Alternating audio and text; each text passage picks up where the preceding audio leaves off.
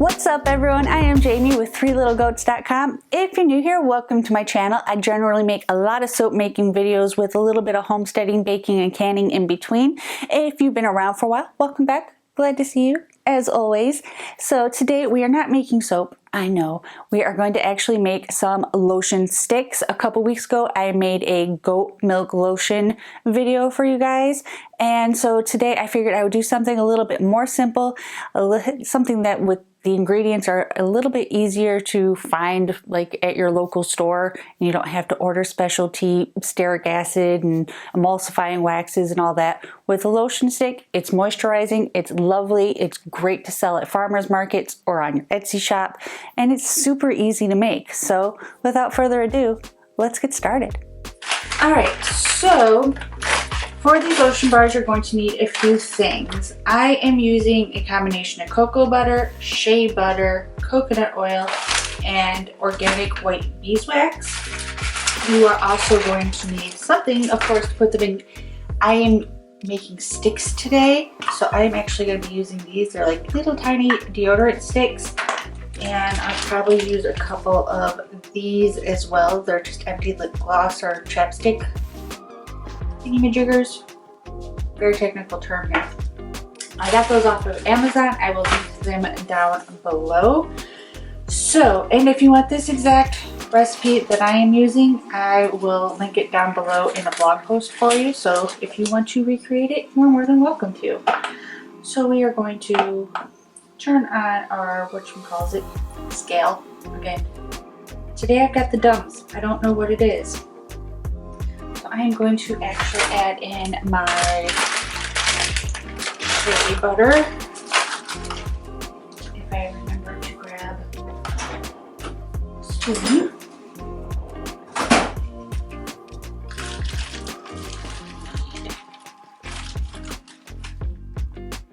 Just about 3 ounces of this.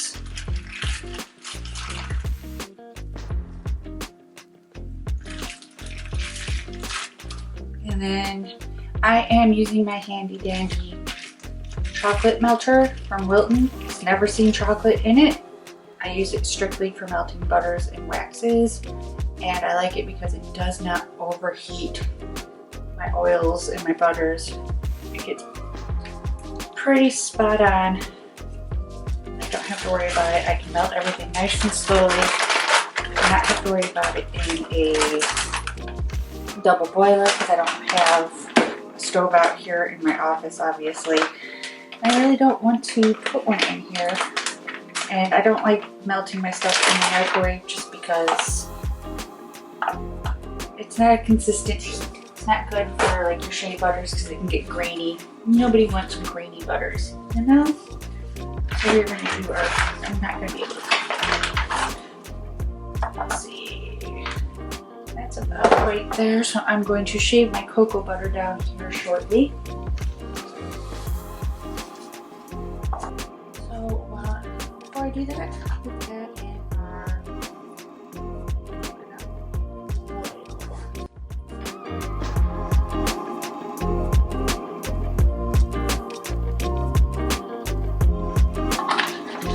and of course the most important thing, our beeswax. These are just triple filtered beeswax pellets. I like pellets because I don't have to grate them myself. And they just melt down a lot more evenly, more consistent. And I just put through them. I get these off of Amazon. You can get beeswax pretty much from any soap supplier if that's what you want to do. For everything I'm using today, I will link down below, like always.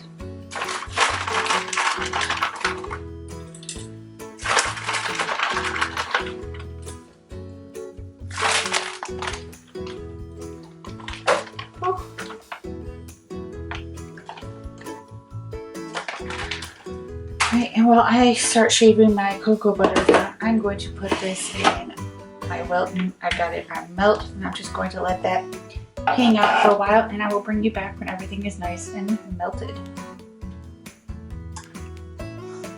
Alrighty, So our wax and our butters and our oils are all nice and melty, which is always great. And I've already, this little melter has a melt function, a warm function, and an off. I'm going to go ahead and just move it over to a warm right now. And because it does have a pour spout, but it is not a very good pour spout. So I'm actually going to take some out and pour it into a little cup. That way I can get a little bit more accuracy. I'm pouring into these itty bitty containers. Right to the brim. And set it off. Also, if you're using these, make sure that you twist them all the way down before you actually pour, or you're not going to fill them all the way up. That's just sad.